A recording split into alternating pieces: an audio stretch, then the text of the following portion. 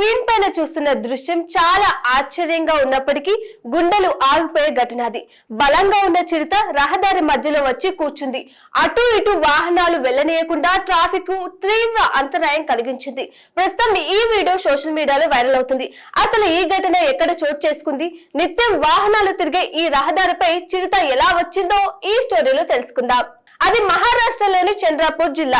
చంద్రపూర్ మొహర్లీ వెళ్లే ప్రధాన రహదారి. ఈ రహదారిలో ఉన్నట్లుండి పెద్ద పులి వచ్చి తిష్టవేసింది. పెబ్బులిని చూసిన వాహనదారులు షాక్ కి గురయ్యారు. తమ వాహనాలను ఇంచు కూడా కదలకుండా నరి రోడ్డుపై నిలిపివేశారు.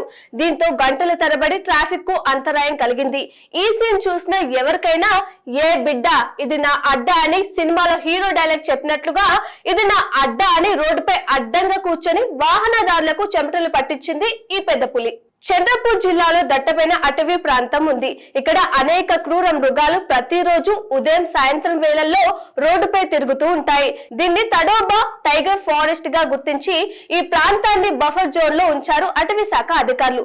అయితే ఈ మార్గంలో ప్రయాణించే వారిపై చాలా సార్లు క్రూర మృగాలు దాడి చేసినట్లు స్థానికులు చెప్తున్నారు.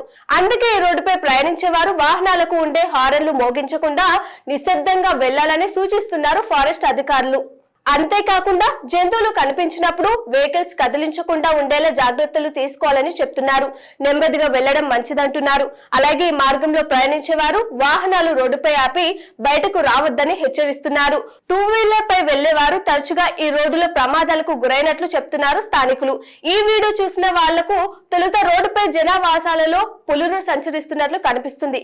కానీ వాస్తవం ఏంటంటే దట్టమైన అటవీ ప్రాంతంలో రోడ్లు వేసిన కారణంగా జంతువులు బయటకు వస్తున్నాయి. నిజానికి ఇది జంతువులు నివసించే దట్టమైన అటవీ ప్రాంతమే అని ఈ ఘటన ద్వారా మనకు తెలుస్తుంది.